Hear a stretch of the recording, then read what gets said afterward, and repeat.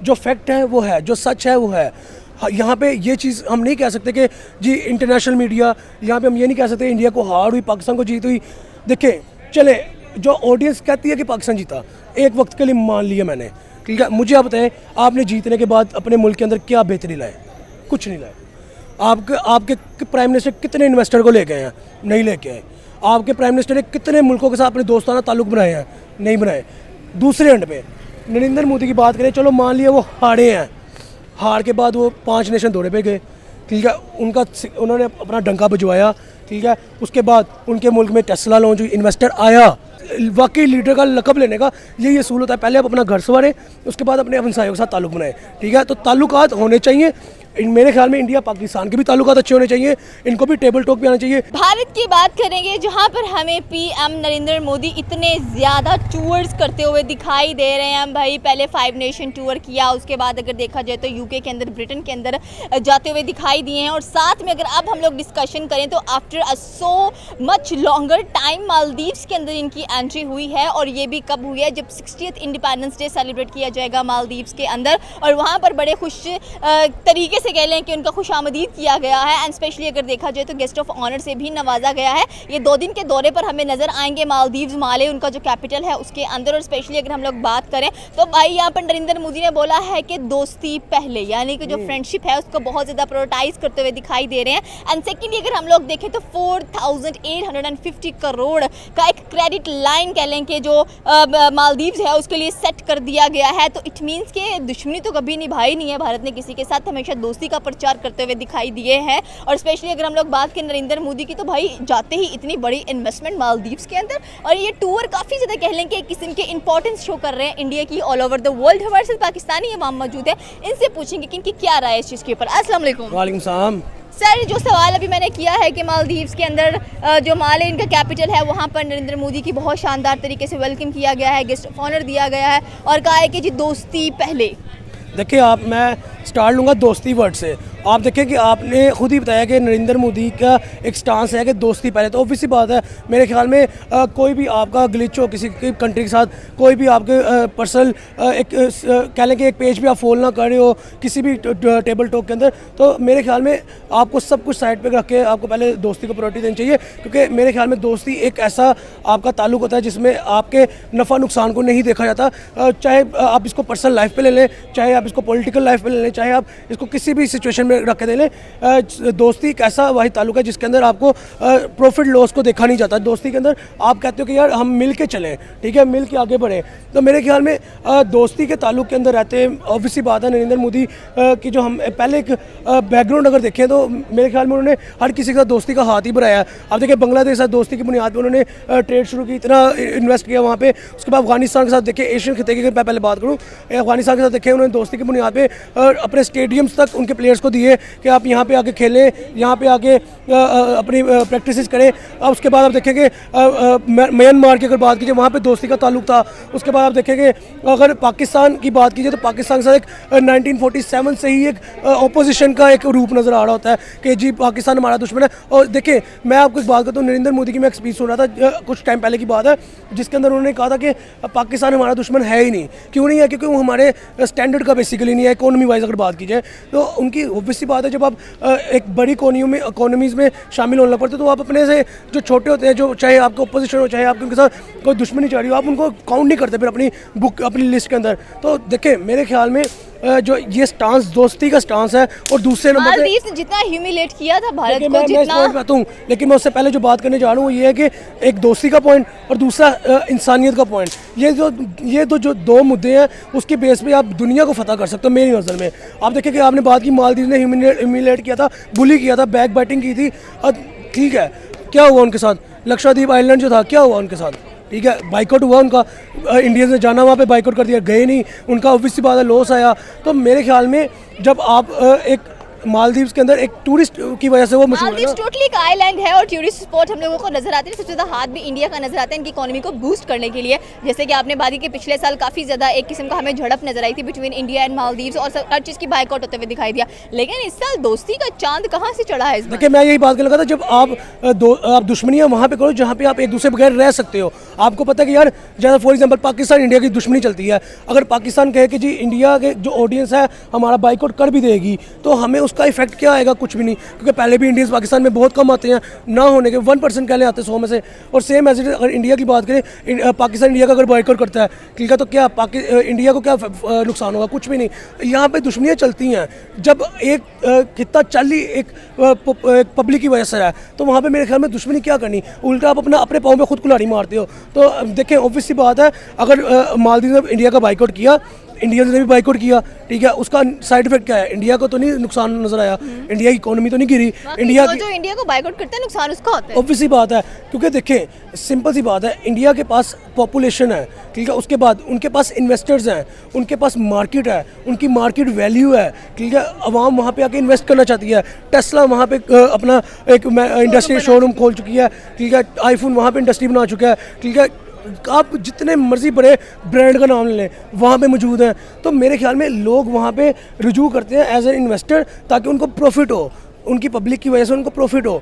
तो अब आप उसी पब्लिक का बाइकआउट करोगे तो ऑब्वियस सी बात है वो पब्लिक आप तक नहीं आएगी, आपका बाइकआउट करेगी तो आप खसारे में जाओगे ना, आप लॉस में जाओगे। तो मेरे ख्याल में जिस मुल्क का प्राइम मिनिस्टर बिजनेस पर्सपेक्टिव से चल रहा है वो कभी भी इंडिया की पब्लिक का बाइकआउट नहीं करेगा, क्योंकि इंडिया की पब्लिक अगर वहाँ पे रुझान कर ले, वहाँ पे उनको एक सेटिस्फेक्शन शो होने लग कर दे तो मेरे ख्याल में उस मुल्क की इकोनॉमी बूस्ट होगी। आप देखिए बांग्लादेश के साथ क्या ताल्लुकात हैं इंडिया के, इंडिया ने इतना इन्वेस्ट किया था, बांग्लादेश ने बाइकआउट किया इंडिया का ठीक है, इंडिया ने उल्टा बाइकआउट किया। आज बांग्लादेश फिर क्या, वो टके की जो वैल्यू 3 रुपये हुई थी वो फिर टका नीचे गिरने लग पड़ा ठीक है। तो ये चीज़ें आपको नेबर कंट्रीज़ में देखनी पड़ती हैं। पाकिस्तान है, पाकिस्तान वाया दुबई इंडिया से ट्रेड कर रहा है। देखिए मिशन संदूर हुआ, जंग हुई, ट्रेड हो रही है वाया दुबई।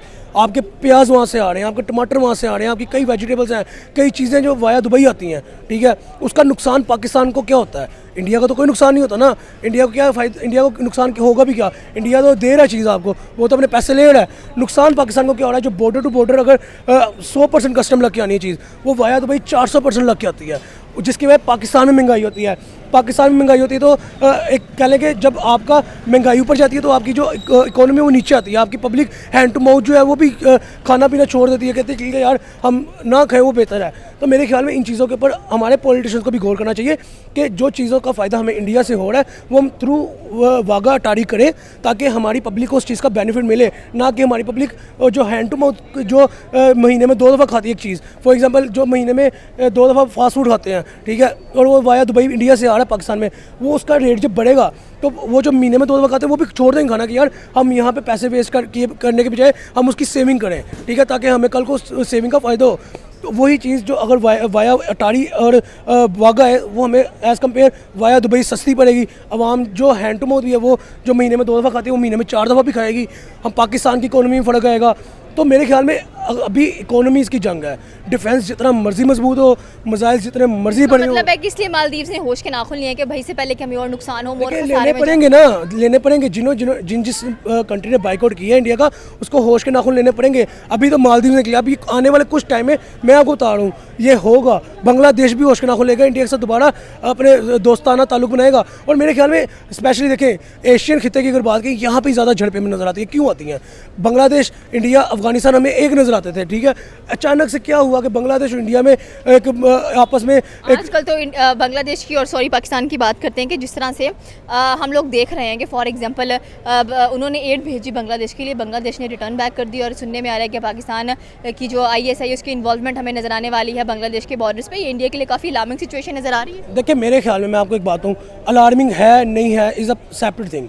मेरे ख्याल में हमारी जो एजेंसीज़ हैं, हमारी जो पंजाब फोर्सेस हैं, हमारी जो गवर्नमेंट है उसको पहले पाकिस्तान को स्टेबल बनाना चाहिए। मेरा पर्सनल पर्सपेक्टिव ये है कि जब पाकिस्तान खुशहाल होगा हम अपने साथ नेबर कंट्रीज़ की मदद करते भी अच्छे लगेंगे। ठीक है, अभी पाकिस्तान में आप देखें कि हमारी जो पॉवर्टी है वो बढ़ती जा रही है दिन ब दिन।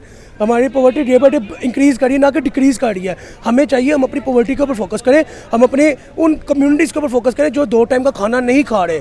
इंसानियत इसी चीज़ का नाम है। इंसानियत ये नहीं है कि हम पाकिस्तान में बांग्लादेश को लाले पड़े भूखे तो हम बांग्लादेश की मदद करनी चाहिए। भैया पाकिस्तान के अंदर देखो, जो लोग 2 टाइम खाना नहीं खा रहे, आप उनको तो पहले खाना प्रोवाइड करो ना। आप पहले अपने मुल्क देखें, असूल भी है, पहले अपने घर के अंदर देखो गुर्बत, फिर अपने हमसाए में देखो, फिर आउट ऑफ नेबर देखो जाके। ठीक है, तो पहले अपना घर सुधारो, उसके बाद अपने हमसायों को सुधारो, उसके बाद अगर आपको बहुत ज़रूरत है किसी को और को सुधारने की तो जाओ आप जी आप सुधारो। हमें उस चीज़ से मसला नहीं है। हमें मसला ये है कि जो पाकिस्तान के अंदर जो लोग सड़कों पे सो रहे हैं, जिन लोगों को फ्री लंगर में खाना नहीं मिल रहा, उनके पहले घरों को देखा जाए। देखिए, मैं यहाँ पे एक छोटी सी रिलेट करूँगा चीज़ को इंडिया के साथ। क्यों करूँगा? क्योंकि इंडिया पाकिस्तान 1947 सेपरेशन हुई। ठीक है, आप देखें कि नरेंद्र मोदी के फर्स्ट टेन्योर के से पहले इंडिया के अंदर पॉवर्टी नज़र आती थी। ठीक है, ये मैंने खुद देखा है, सुना है और पढ़ा है। ठीक है, जब से नरेंद्र मोदी के सेकंड टेन्योर शुरू हुआ, नरेंद्र मोदी ने 1.5 लाख घर बना के दिए। ठीक है, ये ऑडियंस मुझे बताए, जो मुझे इंडिया से दे रहे हैं, मुझे बताएं कि क्या ऐसा नहीं है। अगर ऐसा है तो हमें इस चीज़ को क्लैरिफाई करें कि नरेंद्र मोदी ने जो ऑडियंस वहाँ की जो पब्लिक थी, जिनके पास रिहाइश नहीं थी, उनको घर नहीं दिए वहाँ पे जिनके घरों में गैस नहीं आती थी, उनको सिलेंडर दिए। ठीक है, कि यार आप खाना पका सको। ठीक है, तो ये बेसिक होता है। उन्होंने पहले अपना घर सुधारा, उसके बाद उन्होंने अफगानिस्तान में इन्वेस्टमेंट की, उसके बाद उन्होंने बांग्लादेश में इन्वेस्टमेंट की, उसके बाद उन्होंने म्यांमार के साथ ताल्लुक बनाए, उसके बाद उन्होंने मालदीव के साथ ताल्लुक बनाए। अनफॉर्चुनेटली वो ताल्लुक ख़राब हुए, लेकिन अब फिर वो दोस्ती की राह पे चल पड़े हैं। देखिए, यही असूल है एक कहते हैं ना लेजेंडरी लीडर बनने का, एक वाकई लीडर का लक़ब लेने का। यही असूल होता है, पहले आप अपना घर संवारें, उसके बाद अपने हमसायों के साथ ताल्लुक बनाएं। ठीक है, तो ताल्लुकात होने चाहिए। मेरे ख्याल में इंडिया पाकिस्तान के भी ताल्लुकात अच्छे होने चाहिए, इनको भी टेबल टॉक पे आना चाहिए। देखो, कश्मीर का मुद्दा अगर बीच में आता है, जो कश्मीर का डिवीज़न हो गया हुआ है, वो आप उसके ऊपर साइन करें, बैठे अच्छे से बात करें, मामले को रिजोल्व करें। पानी का जो मुद्दा है उसके ऊपर रिजोल्व करें उस चीज़ को। उसके बाद आपकी जो बॉर्डर ट्रेड है वो खुलनी चाहिए। लड़ाई झगड़ों में मेरे ख्याल में कुछ नहीं पड़ा। देखिए, ऑपरेशन सिंदूर हुआ, वहाँ से मिसाइल है, ड्रोन है, यहाँ से मिसाइल के ड्रोन के। बात तो पुरानी हो गई ना, हम उस पर डिस्कशन नहीं कर सकते। हमारा आगे जो फ्यूचरिस्टिक प्लान्स है वो हमें नजर नहीं आ रहे हैं, बट आई थिंक सो कि India is making a good futuristic plan. मैं जो बेसिक चीज़ डिस्कस करना चाहता हूँ ये था कि मिसाइल ड्रोन वहाँ से भी यहाँ से भी गए, गवर्नमेंट्स को नुकसान हुआ नहीं हुआ, आर्मी को नुकसान हुआ नहीं हुआ, मरे कौन? सिविलियंस। ठीक है, मुद्दा यहाँ पे ये है कि सिविलियंस की जान, कहते हैं कि एक इंसान का मरना पूरी इंसानियत के मरने के बराबर है। तो मेरे ख्याल में इंसानियत को बचाना चाहिए और अपने फ्यूचर के ऊपर फोकस करना चाहिए, अपने घर को संवारना चाहिए, अपने नेबर कंट्री के साथ ताल्लुकात बेहतर होने चाहिए। उसके बाद आप अपने मुल्क के अंदर इन्वेस्टर्स को लेके आएँ ताकि आपका मुल्क ग्रो करे, इकोनॉमी स्ट्रॉन्ग हो, एज़ कम्पेयर जैसे इंडिया ने किया। बिल्कुल सर, आपकी बात सही है। तो आई थिंक सो कि अब जितने भी हम लोग सुनने में आ रहे थे कि बायकॉट है, अभी आई थिंक सो कि उन्होंने कहा कि दोस्ती सबसे इंपॉर्टेंट चीज़ है और मैं दोस्ती को ही सामने रखकर यहाँ पर आया हूँ। अभी तो एससीओ की मीटिंग में इंडिया का जो नाम है वो बड़ा छाने वाला है। नरेंद्र मोदी फाइनली वहाँ पर भी जाने के लिए रेडी हो गए हैं। देखिए, हमने देखा है ये, आप आने वाले एससीओ की बात करी, मैं गुजरी की बात करता हूँ। क्वाड के अंदर पहलगाम अटैक कंडम किया गया, एससीओ के अंदर नहीं किया गया, ब्रिक्स के अंदर किया गया। ठीक है, उसके बाद एक और मीटिंग हुई थी, वहाँ पे पहलगाम अटैक को कंडेम किया गया। तो मेरे ख्याल में जो पॉइंट है वो है, जो फैक्ट है वो है, जो सच है वो है। यहाँ पे ये चीज़ हम नहीं कह सकते कि जी इंटरनेशनल मीडिया, यहाँ पे हम ये नहीं कह सकते इंडिया को हार हुई, पाकिस्तान को जीत हुई। देखिए, चले जो ऑडियंस कहती है कि पाकिस्तान जीता, एक वक्त के लिए मान लिया मैंने। ठीक है, मुझे आप बताएं, आपने जीतने के बाद अपने मुल्क के अंदर क्या बेहतरी लाए? कुछ नहीं लाए। आपके प्राइम मिनिस्टर कितने इन्वेस्टर को लेके आए हैं? नहीं लेके आए। आपके प्राइम मिनिस्टर ने कितने मुल्कों के साथ अपने दोस्ताना ताल्लुक बनाए हैं? नहीं बनाए। दूसरे एंड पे नरेंद्र मोदी की बात करें, चलो मान लिया वो हारे हैं, हार के बाद वो 5 नेशन दौरे पे गए। ठीक है, उन्होंने अपना डंका बजवाया। ठीक है, उसके बाद उनके मुल्क में टेस्ला लॉन्च हुई, इन्वेस्टर आया। ठीक है, टेस्ला लॉन्च हुई, उसके बाद आप देखें कि उनकी day by day poverty decrease हुई। तो ये चीज़ है ना, जीत हार इज़ नॉट अ जंग। जीत हार चीज़ ये है कि आपने अपने मुल्क को कितना बनाया। तो मेरे ख्याल में इंडिया की इकोनॉमी इस टाइम टॉप 3 आई थिंक से होने वाली है। तो मेरे ख्याल में तो जीते वो हैं। फिर उन्होंने जंग के बाद भी दौरे किए, जंग के बाद भी टेस्ला लॉन्च हुई, इन्वेस्टर आया। तो जीत किसकी है मुझे नहीं समझ आ रही कि पाकिस्तान जीता है कि इंडिया जीता है। मेरी नज़र में तो ये जो इकोनॉमी की जंग है वो इंडिया जीत चुका है। ओके, ये थी पाकिस्तानी अवाम की राय कि डेफिनेटली मालदीव्स के अंदर उनके माला कैपिटल की बात करें तो 2 दिन का जो दौरा है वो नरेंद्र मोदी करते हुए हम लोगों को दिखाई दे रहे हैं। और आते ही उन्होंने कहा कि भाई दोस्ती बहुत ज़रूरी है और दोस्ती कायम करना इंतहाई ज़रूरी है हमारे लिए मालदीव्स के साथ। स्पेशली अगर देखा जाए तो भाई जाते ही 8,450 करोड़ की जो इन्वेस्टमेंट्स है वो नज़र आने वाली हैं हमें मालदीव्स के अंदर। And it's a good initiative by Indian government के, वो उनके 60th इंडिपेंडेंस डे पर वहाँ पर गए हैं और बहुत सारे कह लें कि एक स्ट्रैटेजी की प्लानिंग्स हम लोगों को नजर आ रही हैं। आपकी क्या राय है नीचे के कमेंट सेक्शन में बता सकते हैं। हमारे चैनल को सब्सक्राइब करना बिल्कुल मत भूलिएगा। तो मिलता है अगली वीडियो में। अल्लाह हाफ़िज़।